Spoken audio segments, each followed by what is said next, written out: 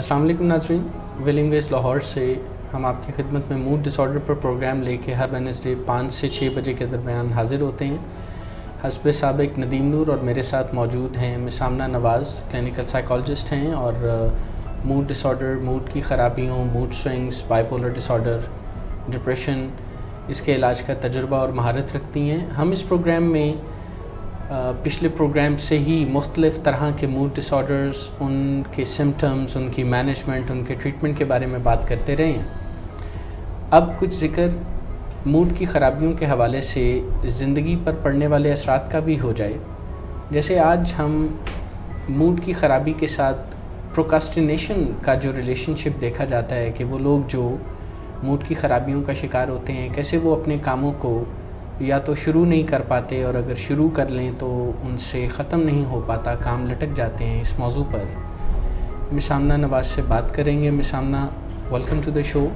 Please इस सिलसिले में हमें बताइए कि ये प्रोक्रास्टिनेशन और मूड की ख़राबी का कोई आपस में ताल्लुक़ है, और क्या प्रोक्रास्टिनेशन को या कामों को टालते रहने को भी हम इसके सिम्टम के तौर पर अंडरस्टैंड करें?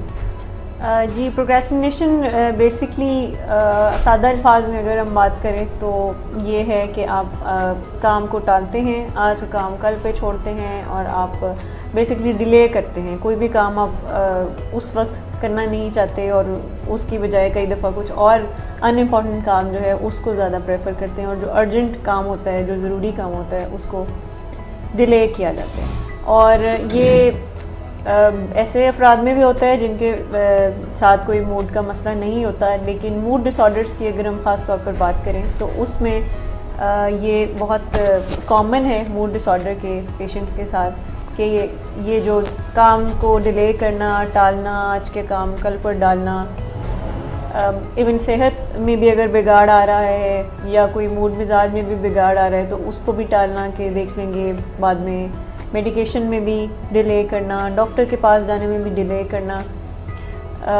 वज़न अगर बढ़ गया है तो उसको भी मैनेज करने में डिले करना, हर चीज़ में डिले करना बहुत कॉमन है। और उसके पीछे कुछ जेन्युइन रीजंस भी हैं जिसकी वजह से मूड डिसऑर्डर्स के पेशेंट्स डिले करते हैं, प्रोक्रेस्टिनेट करते हैं अपने काम काज को। उसमें सबसे बड़ी जो रीज़न है वो है डिप्रेशन। मूड डिसऑर्डर्स में ये जो लो फील करना, जो पेशेंट लो फील करते हैं उसकी वजह से वो एनर्जेटिक नहीं उतना महसूस करते और वो इंतज़ार कर रहे होते हैं कि कोई मोटिवेशन मिलेगी, थोड़ा हमारे अंदर एनर्जी होगी तो फिर हम करेंगे। क्योंकि डिप्रेशन की जो स्टेट है वो साइकोलॉजिकल तो है ही, लेकिन उसकी जो असरात है वो आप फिज़िकली भी महसूस करते हैं। जैसे थकावट महसूस करना, ऐसा महसूस करना कि जैसे अभी आप में इतनी एनर्जी नहीं है, जैसे आप जो है वो ओवरऑल जो है वीकनेस महसूस कर रहे होते हैं अपने अंदर। तो इस वजह से एक रीज़न है कि मूड डिसऑर्डर्स के जो लोग होते हैं वो डिले करते हैं, वो इतना ज़्यादा इस चीज़ पर फोकस नहीं करते कि अभी कोई अर्जेंट काम है तो उसको निभाना होता है। फिर मूड डिसऑर्डर्स के ही जो लोग होते हैं उनके साथ एक मसला जो होता है वो इम्पल्सिविटी का भी होता है। इम्पल्सिविटी से मुराद ये कि बस अभी अभी कोई चीज़ करनी है और फिर उसके बाद चाहे वो इम्पॉर्टेंट है या नहीं, अगर ख़्याल ये आया है तो वो फिर अभी अभी करनी है। अब ये डिले कैसे करता है कि कई दफ़ा इम्पल्सिविटी की वजह से, मिसाल के तौर पर अगर किसी ने कल कोई असाइनमेंट सबमिट करवानी है लेकिन इम्पल्स ये आई है कि अभी फ़िलहाल कोई मूवी देख लेते हैं, या अभी फ़िलहाल बाहर घूमने चले जाते हैं, या अभी सो जाते हैं, अभी सोने को दिल करे, तो फिर उस वक्त अर्जेंट काम जो है वो थोड़ा सा बैक सीट पे चला जाता है। तो इम्पल्सिविटी भी एक रोल प्ले करती है कि जिसकी वजह से हम जो इम्पॉर्टेंट अर्जेंट काम होते हैं उनको थोड़ा डिले करते हैं, प्रोक्रेस्टिनेट करते हैं। और मूड मिजाज के अफराद, क्योंकि हम अक्सर बात भी करते हैं कि ये मूड पर ज़्यादा चलते हैं कि जैसे मूड है वैसे करना है, अगर मूड नहीं है तो फिर अभी दिल नहीं चाह रहा, अभी कोई काम नहीं करना, फिर कर लेंगे, बाद में कर लेंगे। फिर मूड मिजाज के मसाइल में एक एलिमेंट और भी होता है जिसे टेक्निकल टर्म्स में ग्रैंडियोसिटी कहते हैं। इसमें हम अपनी जो एबिलिटीज़ हैं उसको बहुत ज़्यादा ओवर एस्टिमेट करते हैं, यानी हमें लगता है कि अगर मैं डिले कर भी लूँगा तो मैं लास्ट मिनट में भी कर लूँगा मैं किसी न किसी तरह से। और ये जो यंगस्टर्स होते हैं ये ख़ास तौर पर इस चीज़ का शिकार होते हैं। अच्छा, स्कूल के दिनों में तो कहीं ना कहीं गुजारा हो जाता है, मूड मिजाज के मसले कई दफ़ा तो स्कूल से ही शुरू होते हैं बच्चों के साथ। लेकिन स्कूल में क्योंकि एक सिस्टम सेट होता है, पेरेंट्स भी अपनी सुपरविजन में बच्चे के कामकाज को देख रहे होते हैं और टीचर्स भी, और एक स्ट्रक्चर होता है, तो कहीं ना कहीं वो डिले नहीं कर पाते। लेकिन जैसे ही कॉलेज यूनिवर्सिटी में आते हैं तो नेचुरली बहुत सी चीज़ें उनको खुद करनी होती हैं, खुद रिस्पॉन्सिबिलिटी लेनी होती है, घर वालों की भी उतनी सुपरविजन नहीं जब उनके पे रहती, तो उनका ये जो प्रोक्रेस्टिनेशन का मसला है ये सामने आता है। और क्या नज़र आता है कि बच्चे जो है वो जैसे सारा साल नहीं पढ़ते, तो वो क्योंकि एक ओवर कॉन्फिडेंस होता है कि हम अगर रात को आखिरी रात की अगर पूरी रात जाके पढ़ लेंगे तो फिर हम जो है वो अच्छे नंबर ले सकते हैं। तो इस तरह की ये जो एक सोच है कि जब आप अपनी एबिलिटीज़ को ओवर एस्टिमेट करते हैं या एक ओवर कॉन्फिडेंस होता है कि हम कर लेंगे टाइम पर, तो ये भी एक रीज़न होती है जिसकी वजह से मूड इश्यूज़ के साथ जो अफराद होते हैं वो डिले करते हैं कि अभी दिल नहीं है, हम कर लूँगी, अभी बहुत टाइम है। फिर एक और चीज़ जो कि बहुत ज़्यादा इशू करती है मूड डिसऑर्डर्स में पेशेंट्स के साथ, जिसकी वजह से वो डिले करते हैं, वो ये कि एक डिस्ट्रैक्टिबिलिटी के एलिमेंट बहुत ज़्यादा है मूड प्रॉब्लम्स के साथ जो लोग होते हैं, ख़ास तौर पर बाइपोलर डिसऑर्डर में, कि रेसिंग थॉट्स बहुत ज़्यादा आती हैं, आइडियाज़ बहुत सारे दिमाग में आते हैं और वो फोकस नहीं कर पाते किसी एक काम पर, जिसकी वजह से बाज़ औक़ात जो इम्पोर्टेंट अर्जेंट काम होता है वो डिले पे चला जाता है। कई दफ़ा प्रोजेक्ट्स शुरू होते हैं लेकिन ख़त्म नहीं कर पाते, वो वहीं पे कहीं लटकते रहते हैं काम और आप उनको कंप्लीट नहीं कर पाते। एक और एलिमेंट भी मूड इश्यूज़ के साथ जो अफराद होते हैं उनके साथ ये सामने आया है, वो एंजाइटी के इश्यूज़ के, जिसमें आप अगर बहुत ज़्यादा एंशियस हैं और फियर से ऑपरेट कर रहे हैं तो बाज़ औक़ात आप काम को कंप्लीट नहीं करते और आप अवॉइड करते हैं। आप कहते हैं कि अभी नहीं, अभी मुझे ये इतना बड़ा काम है या कोई प्रोजेक्ट है तो अभी मैं नहीं कर सकता, अभी मुझे घबराहट होगी, मैं कोई राइट टाइम में ढूंढूंगा तो फिर मैं करूँगा। फिर जितने भी मूड इश्यूज़ के साथ अफराद होते हैं उनकी थॉट्स में भी कुछ इश्यूज़ होते हैं, यानी उस तरह से क्लियर थिंकिंग नहीं होती है, काफ़ी इर्रेशनल सोचें मूड इश्यूज़ में पाई जाती हैं। इर्रेशनल सोचें ना होती तो शायद किसी को मूड डिसऑर्डर्स ना होते, शायद किसी को डिप्रेशन ना होती, कहीं ना कहीं इर्रेशनल थिंकिंग ज़रूर पाई जाती है जिसकी वजह से लोग प्रोक्रेस्टिनेट करते हैं। जैसे कि ये सोचना कि मैं जब भी कोई काम करूं तो वो परफेक्ट करूं वरना मैं काम नहीं करूंगा। अब ये जो परफेक्शनिज्म का एलिमेंट है ये बहुत बड़ा कॉज है जिसकी वजह से लोग डिले करते हैं काम को। वो इंतज़ार करते हैं कि जब भी कोई परफेक्ट सिनेरियो बनेगा, सिचुएशन बनेगी, मेरा मूड भी परफेक्ट होगा, हालात भी परफेक्ट होंगे, मेरे पास एक खुला टाइम होगा काम करने का, तो फिर मैं काम करूँगा, वरना काम करने की ज़रूरत नहीं है और अभी मैं नहीं करूँगा। तो कुछ इर्रेशनल थिंकिंग ज़रूर पीछे चल रही होती है। और ये जो मैं बात करूँ अगर प्रोक्रेस्टिनेशन की, तो इसके कोई 3 कंपोनेंट्स हैं। डिले क्यों लोग करते हैं तो उसके कोई 3 हिस्से हैं। एक तो ये कि थिंकिंग लेवल पर कुछ ऐसी सोचें आती हैं, या आप फियर से ऑपरेट कर रहे होते हैं या आप ओवर कॉन्फिडेंस से ऑपरेट कर रहे होते हैं। तो थिंकिंग लेवल पे कुछ तब्दीलियाँ आती हैं जिसकी वजह से आप कहते हैं कि अभी बहुत टाइम है, मैं बाद में कर लूँगा। फिर कुछ बिहेवियरल लेवल पे भी कुछ तब्दीलियाँ आती हैं, जैसे आपको आपकी एक आदत बन जाती है डिले करना, या आपको काम को डिले करने में थोड़ा कंफर्ट महसूस हो रहा है तो इसलिए आप करते हैं। फिर जज्बाती तौर पर भी कुछ ऐसी स्टेट्स होती हैं जिसकी वजह से लोग डिले करते हैं, जैसे अभी मूड नहीं है, अभी आज मैं बहुत डिप्रेस्ड हूँ, अभी मैं इतना एनर्जेटिक नहीं हूँ, या अभी मैं बोर फील कर रहा हूँ, अभी उस तरह से मूड बना नहीं है। तो मूड पर भी जब हमारा कोई ऐसे असरात होते हैं तो उसकी वजह से भी हम प्रोक्रेस्टिनेट करते हैं। तो बड़ा अहम रोल है ये, अगर हम बात करें मूड डिसऑर्डर्स में या जितनी भी साइकेट्रिक इलनेसेस हैं उसमें, कैसे कैसे हमारी थिंकिंग जब इम्पेयर होती है तो हम काम को डिले करते हैं। हमें जो काम अर्जेंटली करने की ज़रूरत होती है हमें वो लगता है कि अभी उसकी इतनी ज़रूरत नहीं है, और उसके पीछे डेफिनेटली हमारी इम्पेयर्ड थिंकिंग होती है। हमें आसपास के घर वालों को लग रहा होता है ये कि मामलात ख़राब जा रहे हैं, लेकिन कई दफ़ा हम डिले कर रहे होते हैं। और साइंस बहुत ज़्यादा रिसर्चेस ऐसे ये बताती हैं कि प्रोक्रेस्टिनेशन बाज़ औक़ात जो है वो आपको बड़े सीरियस कॉन्सिक्वेंसेस की तरफ लेके जाती है। जैसे अगर हम मेडिकल पॉइंट ऑफ व्यू से देखें तो अगर कोई शख्स अपनी बॉडी में कोई हल्का सा लंप महसूस करता है, कोई गिल्टी महसूस करता है थोड़ी सी, और वो डिले करता है, वो डॉक्टर को नहीं दिखाता, तो बाज़ औक़ात वो कैंसर की शक्ल इख्तियार कर सकती है। तो बहुत से आपको कॉन्सिक्वेंसेस भी फेस करने पड़ते हैं जब आप डिले करते हैं। साइकेट्रिक इलनेसेस में भी बीमारियाँ पलती रहती हैं, आप हेल्प नहीं मांगते हैं, आप जाके किसी को बताते नहीं हैं और बीमारी प्रोग्रेस करती रहती है। मेडिकेशन के लिए हम वेट करते हैं कि अभी ज़रूरत नहीं है, अभी ज़रूरत नहीं है, जब होगी तो ले लेंगे। और ये इस डिले करने की वजह से कई दफ़ा बहुत सीवियर कॉन्सिक्वेंसेस फेस करने पड़ते हैं। हम स्टेप बाय स्टेप आपने जो अहम बातें की हैं और ये जो आपने बताए हैं सारे कंट्रीब्यूटिंग फैक्टर्स, इन पर भी बात करते हैं जी। जैसे प्रोक्रास्टिनेशन के बारे में आपने बताया कि इसके प्रमोट होने की एक वजह इम्पल्सिविटी भी है जी। इम्पल्सिविटी से आपकी मुराद गालिबन ये है कि अचानक से दिमाग में कोई ख्याल आ जाना जी, और फिर एकदम उसकी तरफ चल पड़ना बगैर सोचे समझे जी।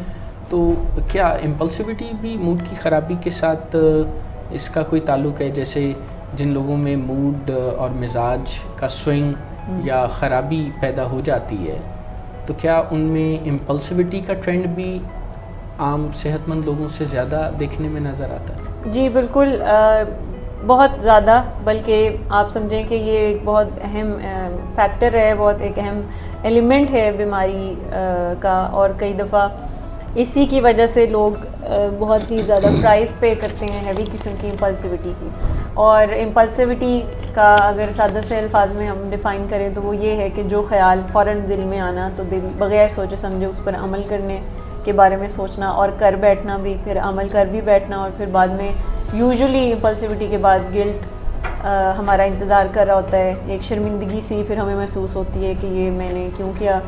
और इम्पल्सिविटी की फिर बहुत सी शक्लें हैं, जैसे ओवर ईटिंग हो गई, जैसे लड़ाई झगड़े हो गए, जैसे ड्रग्स करना हो गई, जैसे ताल्लुकात ख़त्म करने हो गए, जैसे जॉब छोड़ना हो गई। बहुत से ऐसे इम्पल्सिविटी की मिसालें हैं, जैसे रैश ड्राइविंग हो गई, गैम्बलिंग हो गई। ये सब चीज़ें जो जिनकी जो शुरुआत होती है उसके पीछे इम्पल्सिविटी होती है। ये सारे इम्पल्स को कंट्रोल करने के हवाले से इशू हैं, क्योंकि आमतौर पर तो ये समझा जाता है कि इम्पल्सिविटी तो फ़कत एक ख़याल है जो अचानक आ जाता है, और वो इतना मासूम या बेनाइन सा ही होता है, जैसे अचानक जहन में ख़याल आ गया है कि आज कुछ ही देर में इकट्ठे होके तो लक्ष्मी चौक खाना खाने चलते हैं। लेकिन जैसे आपने बताया, इम्पल्स की कंट्रोल की ख़राबी के साथ तो गैम्बलिंग, रिश्ते नातों में लड़ाई झगड़े, ख़राबियाँ, गाड़ी का तेज़ चलाना, तो इम्पल्स के कंट्रोल के हवाले से ये बड़े मसाइल भी पैदा होते हैं। जी बिल्कुल, और आप देखें कि ये जितनी भी अभी आपने जो एग्जांपल्स दी हैं, कि ये वो सारी वो चीज़ें हैं जो कि शायद इतनी इम्पॉर्टेंट नहीं थी, इतनी अर्जेंट नहीं थी, लेकिन बस एक अर्जेंसी सी महसूस हुई करने को। और प्रोक्रेस्टिनेशन भी बिल्कुल यही चीज़ है कि आप जो है वो इम्पॉर्टेंट काम को आप बैक सीट पे रखते हैं, डिले करते रहते हैं कि वो अभी इतना ज़रूरी नहीं है, जो सामने अभी इतनी मिठाई की जो प्लेट पड़ी है वो ज़्यादा ज़रूरी है, वो मुझे खानी है, वज़न में बाद में देख लूँगा कम करके। तो ये जो डिले करने का एलिमेंट है ये बहुत कॉमन है, और इम्पल्सिविटी जिन लोगों में ज़्यादा होती है वो अक्सर इम्पॉर्टेंट अर्जेंट जो काम होते हैं उनको होल्ड पे रखते हैं, इंतज़ार करते हैं कि जब बहुत ही कोई हालात ख़राब हो जाएंगे तो फिर उसके बारे में सोचेंगे। हमने कुछ देर पहले ग्रैंडियोसिटी के बारे में भी बात की, और इसके हवाले से नौजवानों की तरफ भी ये रुझान के बारे में बात हुई कि नौजवानों में ग्रैंडियोसिटी का एलिमेंट आमतौर पर मूड स्विंग्स के साथ ज़्यादा नज़र आता है। तो ग्रैंडियोसिटी का लाइफ के साथ क्या ताल्लुक़ है? मैं आपसे ये सवाल इसलिए भी पूछ रहा हूँ कि ग्रैंडियोसिटी भी चलती रहे और लाइफ भी चलती रहे, तो क्या ये दोनों साथ साथ नहीं चल सकते, या प्रोडक्टिविटी पर लाइफ के इससे कुछ असर पड़ता है?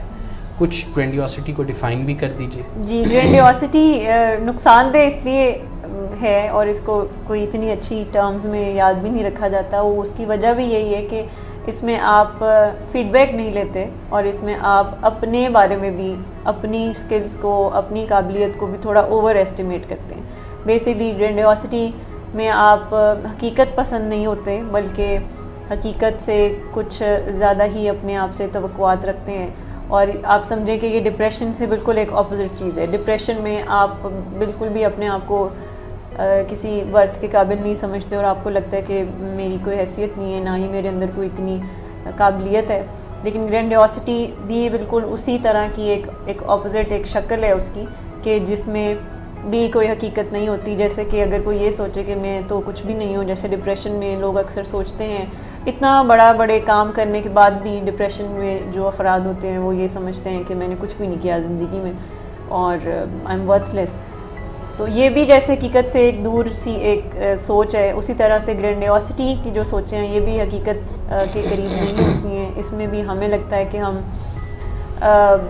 शायद थोड़ा सुपर पावर हैं या हमारे पास कुछ ऐसी स्पेशल पावर्स हैं जो कि किसी और के पास नहीं है, लिहाजा हमें किसी का फीडबैक लेने की ज़रूरत नहीं है और ना ही किसी की कुछ सुनने की ज़रूरत है, और हम अपने कोई रूल्स के मुताबिक चलना चाह रहे होते हैं ग्रैंडियोसिटी में। और ये मूड डिसऑर्डर्स जितने भी होते हैं उसमें बहुत कॉमन होता है, एक ओवर कॉन्फिडेंस, एक ईगोइस्टिक होना, ये सब चीज़ें बहुत ज़्यादा कॉमन है ग्रैंडियोसिटी में। और अगर हमें अपने आप या किसी लव्ड वन में ये इलामात नज़र आएँ तो ये ख़तरे की निशानी है, या इसके लिए बहुत ज़्यादा हादसों के होने का या डॉक्टर्स का तंग आके डायग्नोज कर देने का ही इंतज़ार करना चाहिए? क्योंकि ऐसा करते करते तो कई कीमती साल और बहुत से हादसात इस वक्त में हो सकते हैं। तो क्या किया जाए? क्या इन इलामात के देखते ही ख़तरे की घंटी बज जानी चाहिए या इंतज़ार करना चाहिए कि नहीं अभी भी कुछ नहीं बिगड़ा? देखिए, यूजुअली तो इस चीज़ को एक अच्छी अलामत समझा जाता है कि और लोग ऐसे अफराद से डरते भी हैं, ज़रा रोब भी बड़ा पड़ता है दूसरों पे जो लोग इस तरह के एक ऑरा में रहते हैं ग्रैंडियोसिटी के। और घर वाले भी कहते हैं कि नहीं, मतलब एक उसकी एक पोजीशन है, और इवन घर वाले कई दफ़ा और दोस्त अहबाब उसको इवन मज़ीद इनकरेज करते हैं कि वो अपने उसी ऑरा में रहे।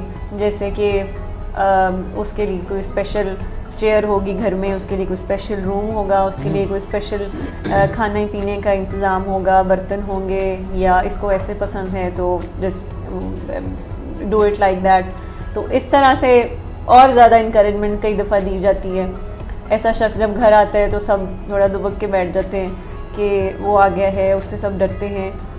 और दोस्तों में भी ऐसे शख्स को थोड़ा सा कई दफ़ा लीवरेज मिलता है, अगर वो लेट भी आ रहा है तो कोई बात नहीं, और इस चीज़ को भी उसकी शान समझा जाता है कि ये थोड़ा स्पेशल बंदा है। तो शुरू में तो इस चीज़ को बहुत ही ज़्यादा इनकरेजमेंट मिलती है। जब तक ये ऐसा पेशेंट इलाज में पहुंचता है तो उसके रवैये बहुत ही ज़्यादा तब्दील हो चुके होते हैं, बहुत ही ज़्यादा पुख्ता हो चुके होते हैं, और वो किसी के कहे सुनने में नहीं आता। आदत का रूप धार चुके होते हैं, बार बार करके आदत पड़ गई, उसकी सेकंड नेचर बन जाती है, और वो फिर सारी दुनिया से ये उम्मीद रखता है कि उसको वैसे ही ट्रीट किया जाए जैसे कि उसके घर वाले या उसके करीबी रिश्तेदार दोस्त अहबाब करते रहें। और जब इलाज में आता है तो वहाँ पर भी ऐसा मरीज़ जो है वो अपनी मर्जियाँ चाह रहा होता है, जैसे कि दवाई के हवाले से, इलाज के तरीक़ेकार के हवाले से वो अपनी मर्जियाँ चाह रहा होता है। जो परहेज़ बता रहे होते हैं डॉक्टर्स कि ये नहीं करना या सिगरेट नहीं पीना या ये सब चीज़ें नहीं करनी, उसमें भी वो कुछ तरमीम चाह रहा होता है। तो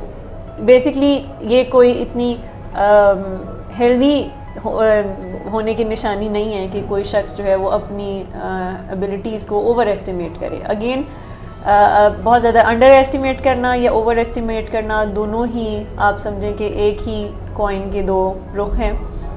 अगर कोई वाकई ज़िंदगी में उसने बहुत कुछ किया है और उस पर वो एक मुनासिब हद तक फ़ख्र भी महसूस करता है, लेकिन वो बहुत ज़्यादा जिसे कहते हैं कि गुरूर वाले एलिमेंट में नहीं जा रहा, तो वो तो एक अलग बात है। लेकिन जब आप ओवर एस्टिमेट करते हैं और आप हर किसी से ये तवक्को रखते हैं कि उनको वैसे ट्रीट किया जाए जैसे कि वो ख़ुद चाहते हैं, तो वो आप समझें कि वो फिर ख़राबी लेके ज़रूर ख़राबी की तरफ जाता है। और इससे तो रिश्ते नातों पर काफ़ी बुरा असर पड़ता होगा और लाइफ एज अ होल पर बुरे असरात आते होंगे, क्योंकि अगर किसी की तवक्को ये है कि उसे छोटी सी बात पर ही उसकी शान में बड़ी बड़ी तारीफ़ की जाए, तो आमतौर पर तो अमली ज़िंदगी में ऐसा होता नहीं है। लोग तो कई दफ़ा तारीफ़ करने वाली होती भी है तो अपनी किसी ख़ास मजबूरी या दिक्कत की वजह से नहीं करते या नहीं कर पाते, तो फिर ऐसे किसी शख्स के दिल पर क्या गुजरती है जिसकी तवक्को कि वो थोड़ा सा भी काम करे या इवन अपने फ़राइज़ ही अदा कर दे जो उसको करने ही चाहिए, तो उस पर भी लोग उसकी बहुत सी तारीफ़ करें और उसकी शान में कहें और उसके आगे पीछे फिरें। तो जब ऐसा नहीं होता तो क्या गुजरती है? वो इनिशियली जब ऐसा नहीं होता तो एक बहुत बड़ा रिएक्शन आता है पेशेंट की तरफ से। इतनी जल्दी गिव अप नहीं करते ऐसे अफराद जिनके अंदर ये ग्रेंडियोसिटी का एलिमेंट है due to their mood problems. तो वो इतनी जल्दी वेलकम नहीं करते लोगों के बदलते रवैये, वो एहतजाज करते हैं और वो चाहते हैं कि लोग वापस से उसी तरह से ही हो जाएं कि जैसे वो पहले थे और उनको वैसे ट्रीट करते थे। लेकिन ये बिल्कुल उसी तरह से ही है कि जैसे एक अल्कोहलिक को हम कहें कि ये ठीक रहेगा जब तक इसको अल्कोहल मिलती रहेगी, तो इसका हल ये है कि इसको अल्कोहल प्रोवाइड की जाए। उसी तरह से एक ऐसा शख्स जो कि मूड डिसऑर्डर का शिकार है और उसके अंदर ये ग्रेंडियोसिटी का एलिमेंट है, और ज़्यादातर अगर हम देखें तो ग्रेंडियोसिटी भी कोई ऐसी कोई स्टेबल चीज़ नहीं है। ग्रेंडियोसिटी के बाद भी कई दफ़ा उसमें भी कुछ हिकअप्स आते हैं। कोई शख्स जो है वो लगातार इस स्टेट में नहीं रहता, कभी वो बिल्कुल ही अपने आप को दूसरी सिम्त में देखना शुरू कर देता है डिप्रेस्ड जब होता है, और कभी वो बहुत ज़्यादा इन्फ्लेटेड सेल्फ इस्टीम का शिकार हो जाता है। तो लोग जब ये अगर घर वाले ये तवक्को रखते हैं कि इसको वैसे वैसे सब रखें, ट्रीट करें कि जैसे कि ये चाहता है तो ये ठीक रहेगा, तो ये बिल्कुल भी मुनासिब कोई स्टेप नहीं होगा। ये बिल्कुल वैसा ही है जैसे मैंने बात की कि एक अल्कोहलिक को आप अल्कोहल दें कि ये ऐसे ठीक रहेगा। तो ग्रेंडियोसिटी को डील करने के लिए का हल ये हरगिज़ नहीं है कि आप उसके कहे सुने पे चलें और आप उसकी तारीफ़ें और हर वक्त उसके इर्द गिर्द जो है वो बस उसको जो है वो उसकी ग्रेंडियोसिटी को और ज़्यादा उभारें।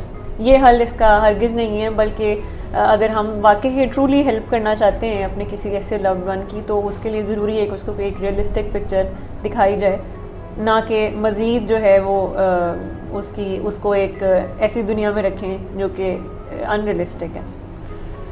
हम मूड की ख़राबी के हवाले से प्रोक्रास्टिनेशन या कामों को टालते रहने के मौजू पे बात कर रहे थे और उसके डिफरेंट एस्पेक्ट्स और किन वजूहात से वो बढ़ भी जाता है, इनकरेज भी हो जाता है, उस मौजू पे भी बात कर रहे थे। मिसाल अभी बात करते हुए हमने परफेक्शनिज़म का ज़िक्र भी किया था कि कामों के टल जाने या आगे जाने या डिले होने की एक वजह परफेक्शनिज़म भी है। परफेक्शनिज़म ग़ालिबन एक ऐसे ख़याल का नाम है कि अगर काम बेहतरीन नहीं होंगे तो फिर क्या होगा। तो जब तक काम बेहतरीन नहीं होंगे उस वक्त तक हम कामों को या तो स्टार्ट नहीं करेंगे या थोड़ा बहुत करके छोड़ देंगे क्योंकि उनमें परफेक्शन नहीं आ रही थी। तो ये कैसे एक सिम्टम है मूड और मिजाज की ख़राबियों में, क्या ये नज़र आता है और इसका क्या ताल्लुक़ है मूड से, मूड की ख़राबी से? क्योंकि हमने पहले तो ऐसे सिम्टम्स देखे जो आसानी से समझ आ रहे थे, लेकिन परफेक्शनिज़म को तो आम तौर पर अच्छा समझे जाने वाला ये एक मामला है, तो इसका मूड की ख़राबी से ताल्लुक़ कैसे? जी, इसका ताल्लुक़ बेसिकली हमारी जो मैंने बात की थी इर्रेशनल थिंकिंग जो हमारी होती है, ऐसी थिंकिंग कि जिसकी कोई लॉजिक नहीं होती, कोई मंतक नहीं होता, लेकिन हमें एक आदत हुई होती है उसी तरह से, उसी अंदाज से सोचने की।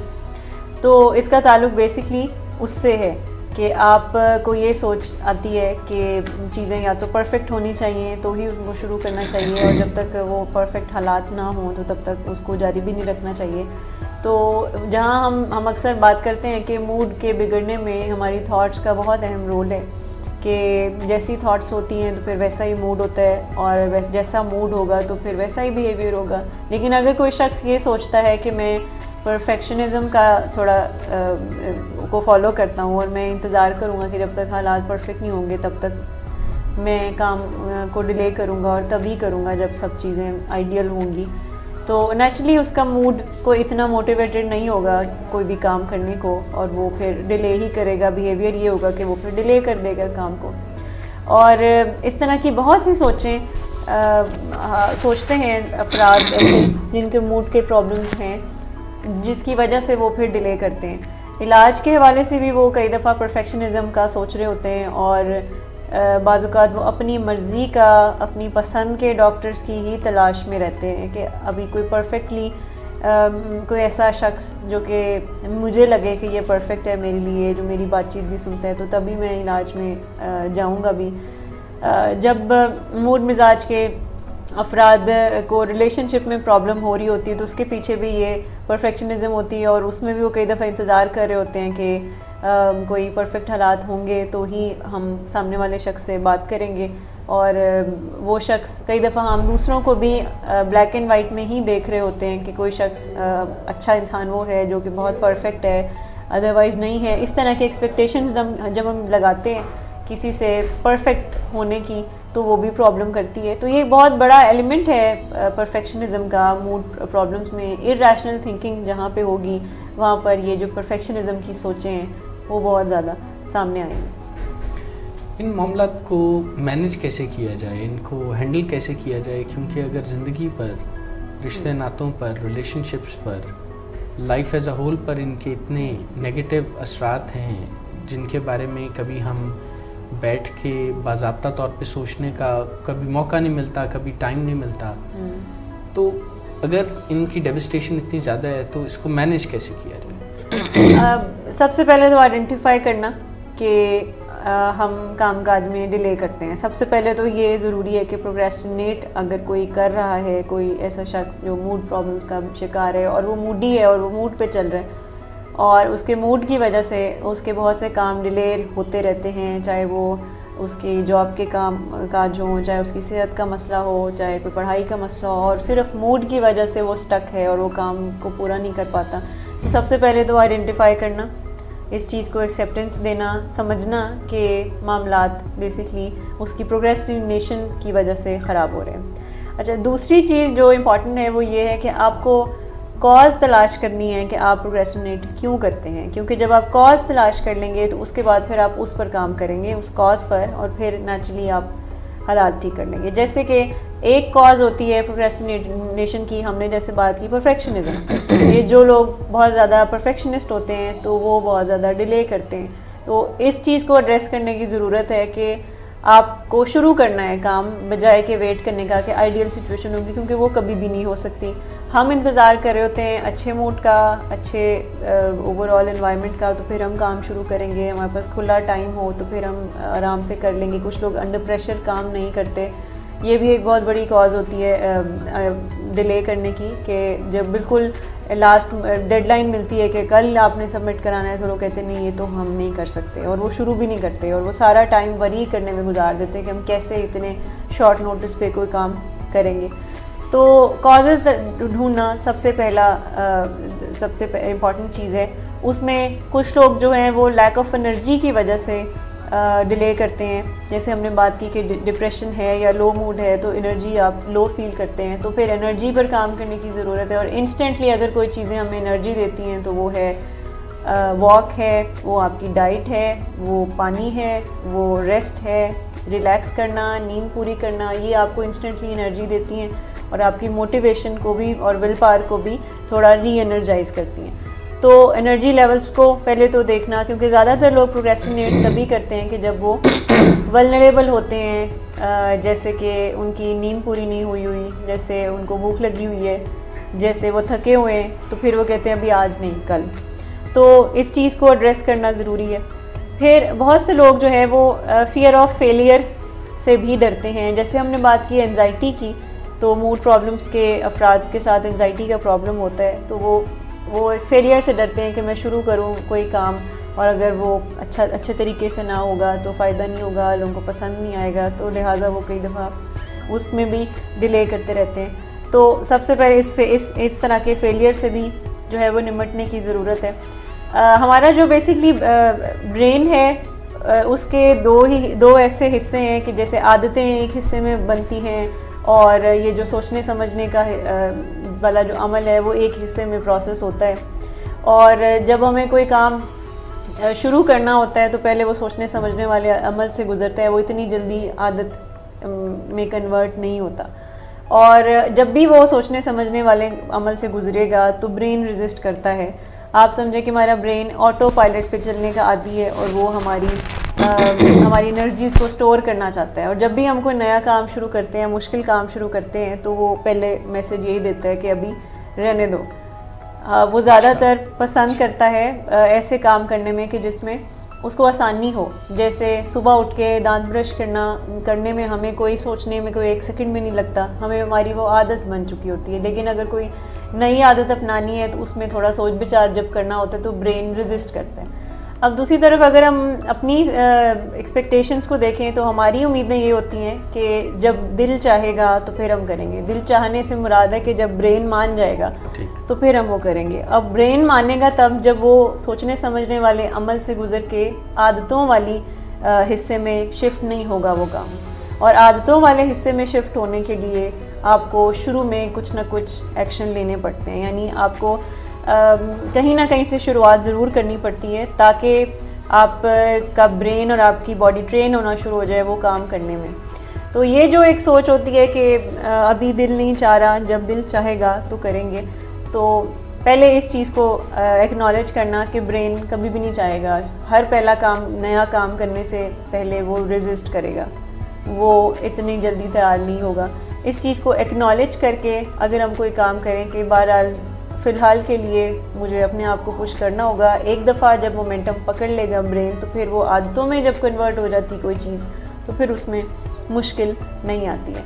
तो इस चीज़ को अंडरस्टैंड करना भी बहुत ज़रूरी है, अपने ब्रेन के इस तरह के मैकेनिज़्म को। फिर एक और चीज़ भी अगर प्रोक्रेस्टिनेशन को डील करना है तो उसके लिए ज़रूरी है कि आपको थोड़ी प्रायोरिटीज़ को भी देखना होगा अपनी। यानी हम ऐसे बहुत से काम करते हैं ज़िंदगी में जो कि ज़्यादातर जो अर्जेंट होते हैं हम वो करते हैं, पर वो इतने इम्पॉर्टेंट नहीं होते हैं, पर हम फिर भी करते हैं क्योंकि उस वक्त हमें वो अच्छा लग रहा होता है। जैसे मैंने मिसाल दी कि सामने अगर कुछ मज़ेदार चीज़ पड़ी है तो हम वो खाना ज़्यादा प्रेफर करेंगे बजाय कि ये सोचने में कि मेरा एक गोल है, मुझे वज़न कम करना है।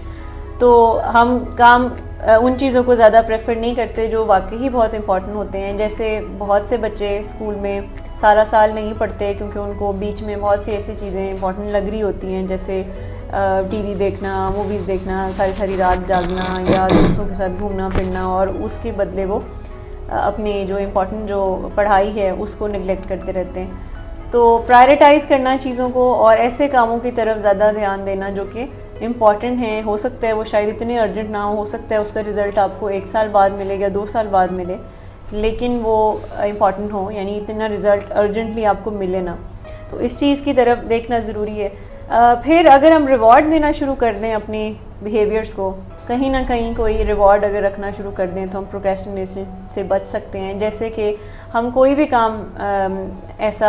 काम इसलिए करते हैं जो क्योंकि कहीं ना कहीं वो हमें रिवॉर्ड दे रहा होता है। मिसाल के तौर पर अगर किसी ने अपना वज़न कम करना है, जाके जॉगिंग करनी है, पर वो बैठ के टीवी देख रहा है और वो उसको प्रेफर कर रहा है कि अभी एक अच्छा शो लगा हुआ है तो पहले मैं वो देख लूँ या अभी रेस्ट कर लूँ तो फिर जाऊँगा, तो बेसिकली वही रिवॉर्ड आप अपने आप को तब दें जब आप जॉगिंग से होके आ जाएं।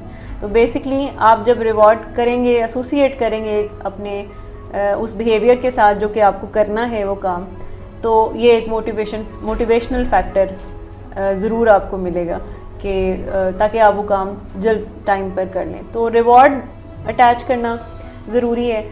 फिर डिस्ट्रैक्शंस बहुत सारी हमारे आसपास होती हैं जिसकी वजह से हम डिले करते हैं। तो मिसाल के तौर पर पढ़ाई करते वक्त बहुत सी डिस्ट्रैक्शंस होती हैं और उस वक्त मोबाइल में फ़ेसबुक खोलना या इस तरह की चीज़ें ज़्यादा इंपॉर्टेंट लग रही होती हैं।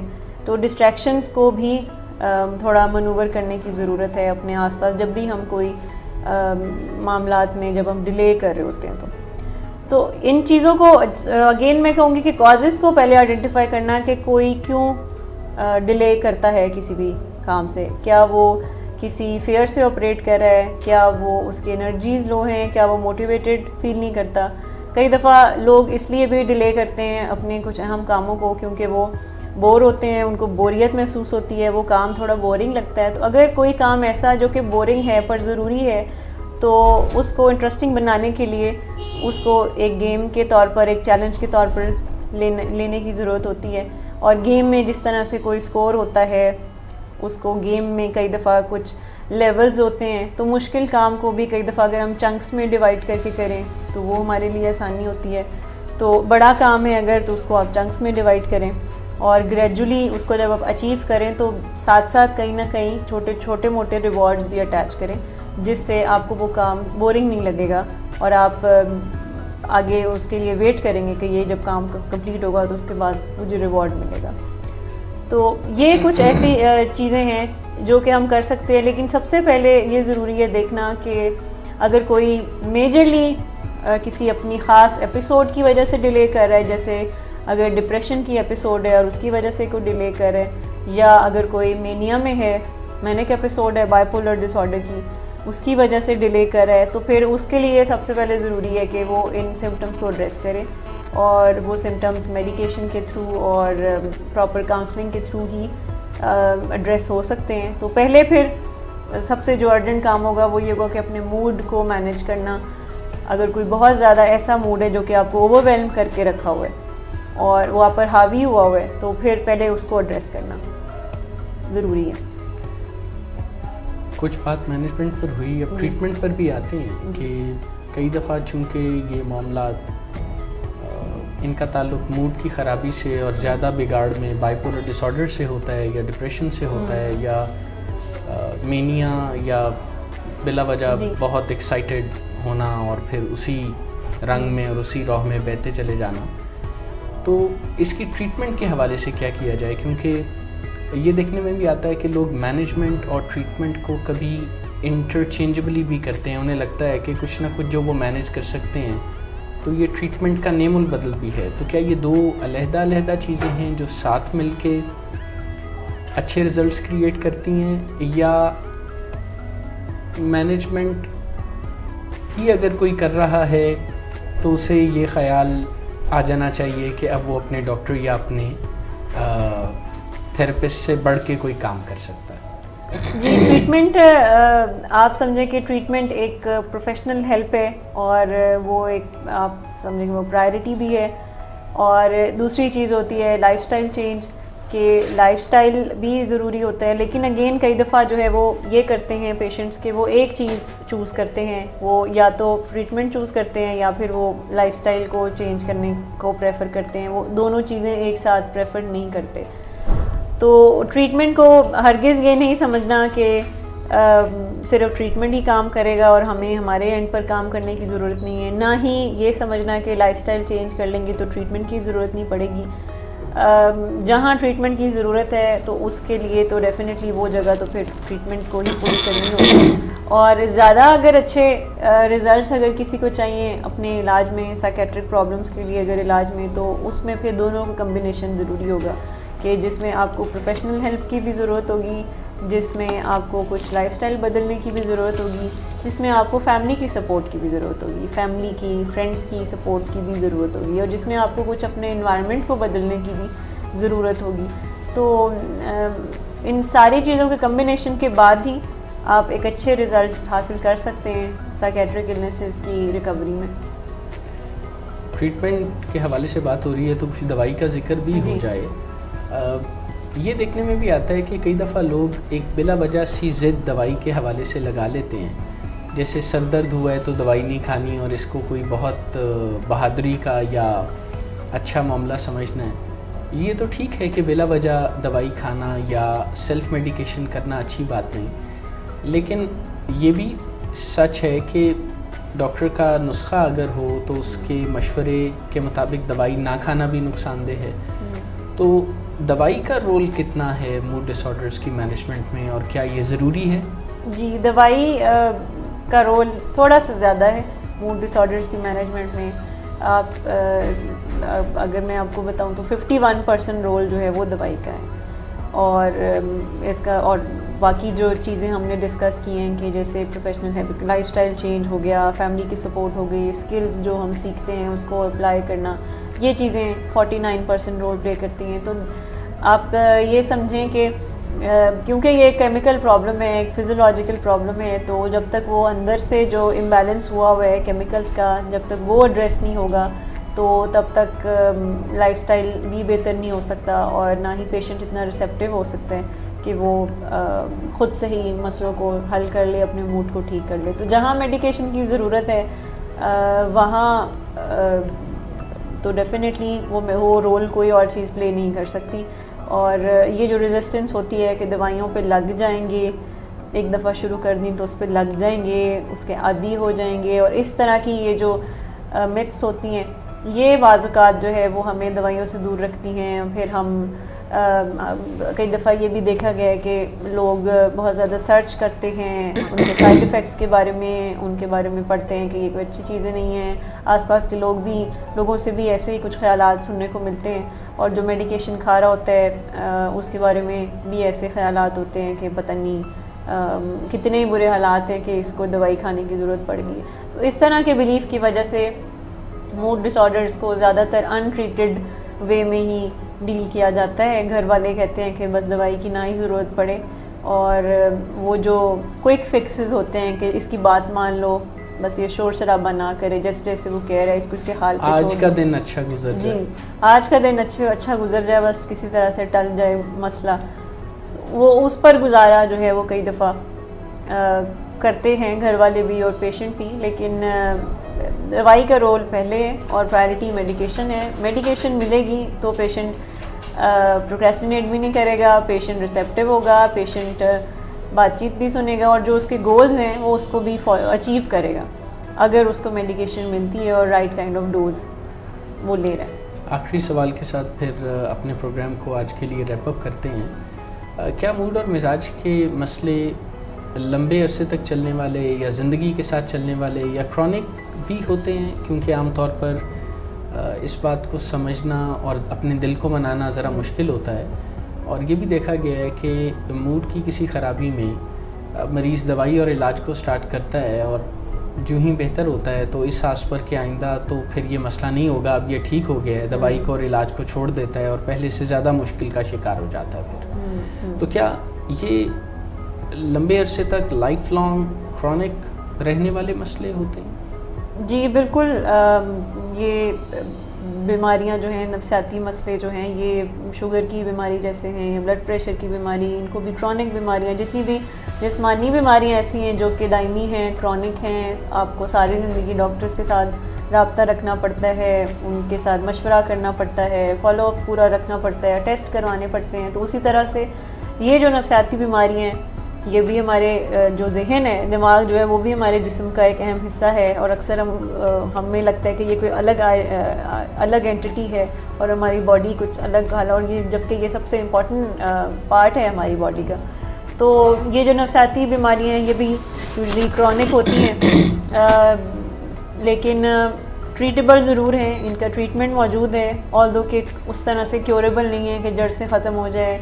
उतार चढ़ाव आते रहते हैं उनकी बीमारी में, लेकिन बहरहाल अच्छी मैनेजमेंट मौजूद है, अच्छा ट्रीटमेंट मौजूद है, और अगर पेशेंट उसको सीख ले तो वो अपनी लाइफ को अच्छे तरीके से गुजार सकता है इस बीमारियों के साथ भी। इंशाल्लाह नेक्स्ट प्रोग्राम में हम इस गुफ्तगू को मज़ीद आगे बढ़ाएंगे। अभी वक्त की कमी की वजह से हमें प्रोग्राम को रैप अप करने का इशारा प्रोड्यूसर साहब ने दिया है। इंशाल्लाह नेक्स्ट वेडनेसडे 5 से 6 बजे के दरमियान दोबारा हाज़िर होंगे। खुदा हाफ़िज़।